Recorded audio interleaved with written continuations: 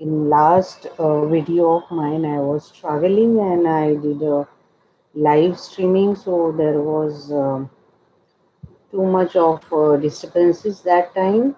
So I made it as a part one, and now this is a part two. That is Navmansh. In Navmansh, what are the bhavottam planets?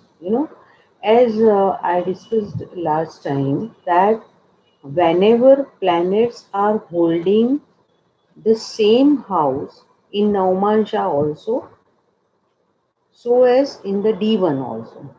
So, for example, Jupiter is posited in say Cancer sign in D1 and in D9 also. Jupiter is in Mithuna, but in D1, if Cancer sign is in the sixth house, and in D9, if the Jupiter is going in the sixth house only, no matter in any other zodiac sign, that means it is holding the same place what it is holding in the first chart, that is D1 chart. That makes the planet very competent and very prominent to give the fruits. Second thing, it depends on which planet it is bhavottama. You know, say for example, in first house Mercury is posited, and that is in the say Capricorn sign, and D9, if you see, it is in the Mesha Rashi, that is Aries sign.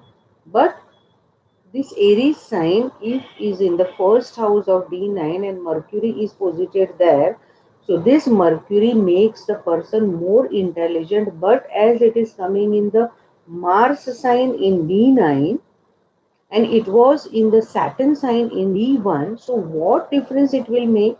That this person will be very sharp thinker, but sometimes this person will put the implementation of thoughts very aggressively. These people do not have patience. This person will think wisely because this planet Mercury is coming in the Capricorn sign, that is Shani Rashi in D1 chart, but in D9 it is going in the another Rashi. So it will make the difference because it is going in the Chaturtha Navamansha. Okay, so this Bhavottam planet, and what difference it will make? It will definitely make the difference in the character of the person, because first house we hold for ourself, our character, our nature, um, our attitude towards seeing the thing, our vision towards the things, our capacity towards the dreams, our ambitions, our attitude, what I said.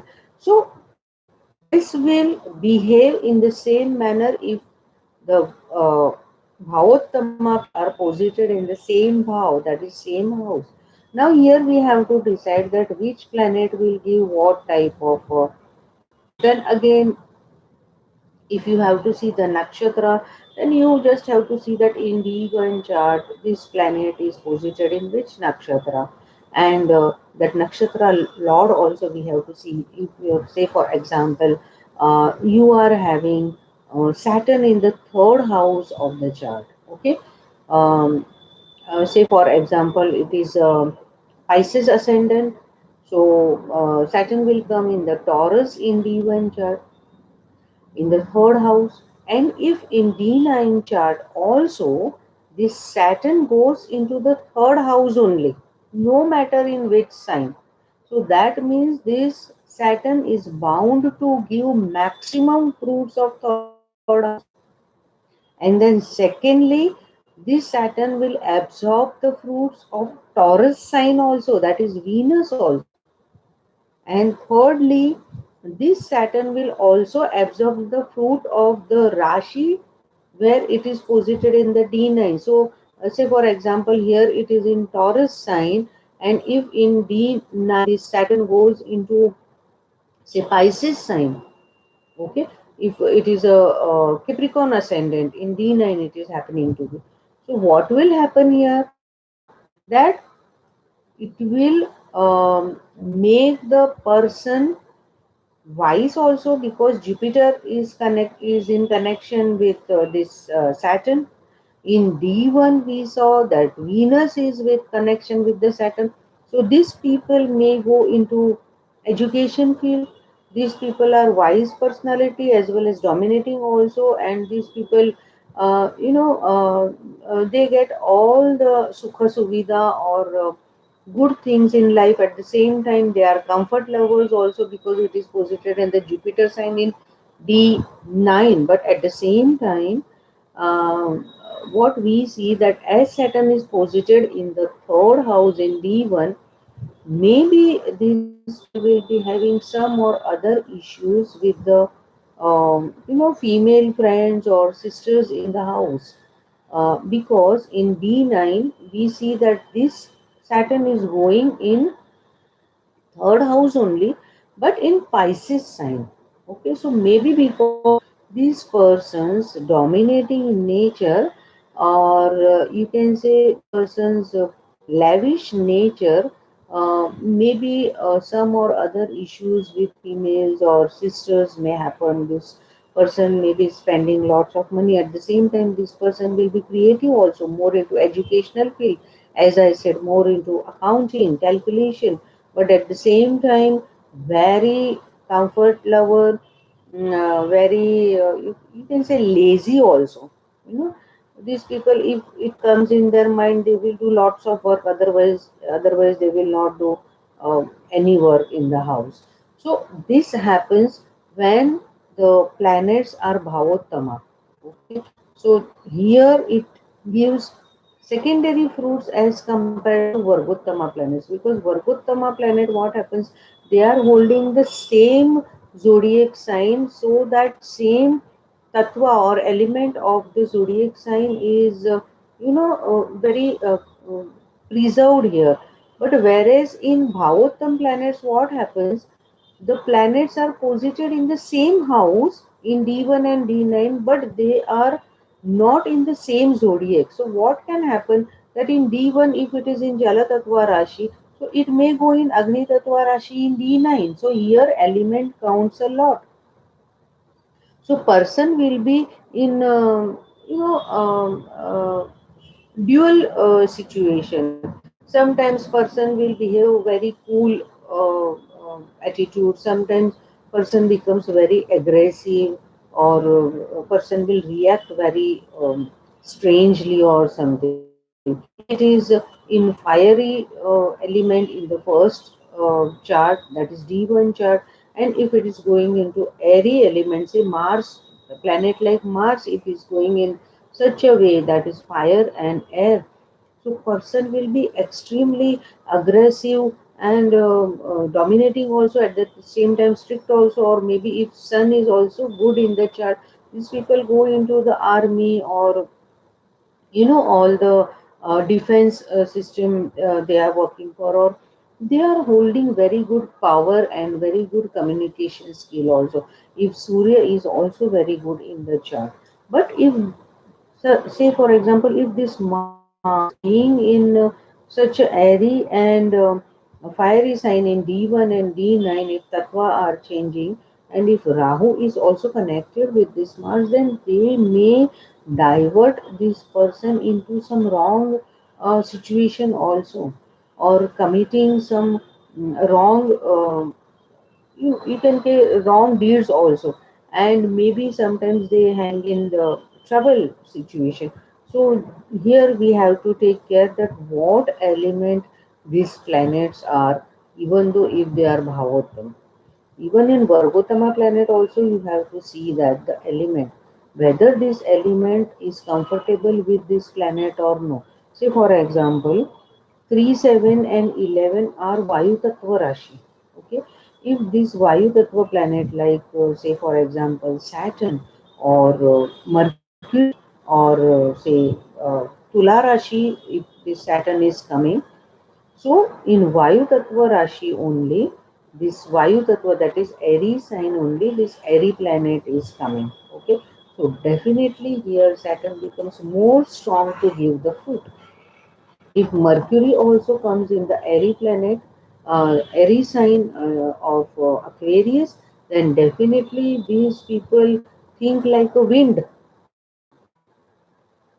Then, as I was talking before some time about the nakshatra also, so you have to see the nakshatra placement also. So, I will give you one simple example that if any planet, say for example, Mercury is in Aquarius ascendant, okay, in the first house, say, and in D9 chart, if it happens to be, say, Taurus ascendant and Mercury goes into the first house only, but in the Taurus sign.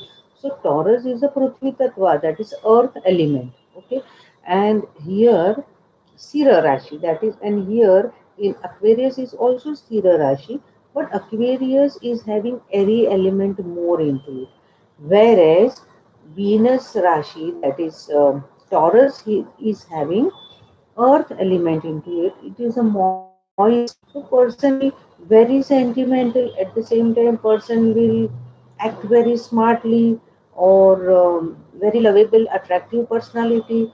At the same time, they know how to deal with the people. They are diplomatic also.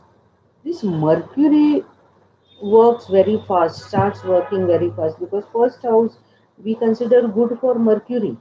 That also we have to consider here.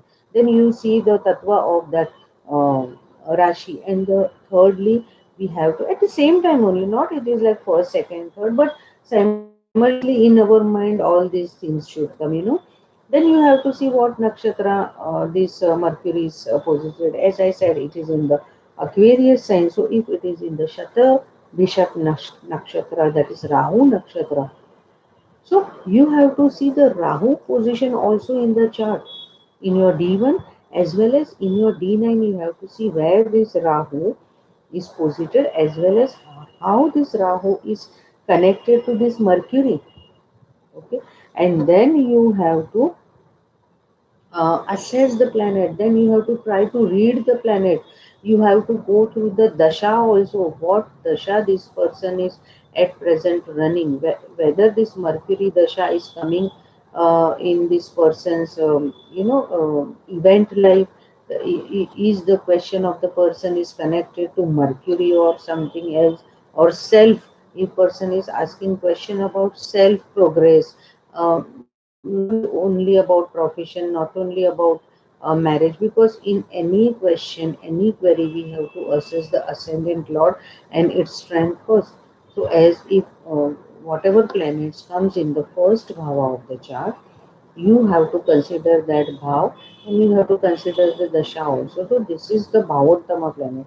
And if bhavottama planets happens to be in 6, 8 and 12, then definitely these houses becomes very heavier, and then we sometimes see adverse effect of these such planets in persons, routine life. Person may be having some type of diseases, or person may be having some um, uh, financial issues also. Sixth house is of finance house also. If it is in the eighth house of Bhavottama planet, then definitely all these things will happen.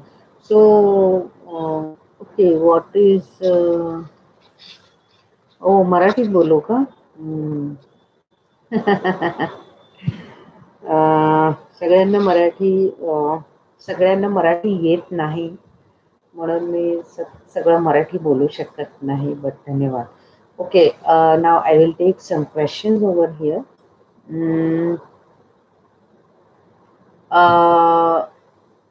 Venus in the third house in Lagna and D9. Nazia Siddiqui. Hi, Nazia. See, Venus in the third house in Lagna and in D9. As I explained here, third house Venus is coming in Mercury house. Okay, as per Kalpurusha chart, if we see, the Mercury sign comes in the third house. So here person becomes more lavish lover, or you can say more comfort lover personality. Person is artistic, creative also. person may be having good voice. Now here you have to see which sign it is situated in. No doubt it is posited in the third house. Here you have to assess the sign also. One more question. Uh, Jais, uh, where it is going, all the messages. Okay, now I got it. Sun Rahu in 12th house in Gemini, ascendant in Navmansh. No, I am here talking about the Bhavottam planet melting. So just see where your Sun Rahu are in your D1 chart. Say for example in D1 also they are in 12th house, and in D9 also Sun Rahu are in 12th house. Then we have to see the predictions, because we are at present discussing about Bhavottama planet. Okay. Kiru Kirubakaran, fourth house Bhavottam Rahu D1 Taurus and in D9 Virgo. So now you see both Virgo is a dual sign and Taurus is a Sthira Tattva, and planet like Rahu, this will always make you jumbling between the situations. At the same time, two or three opportunities will come in front of you, but now it is up to you that you have to select what.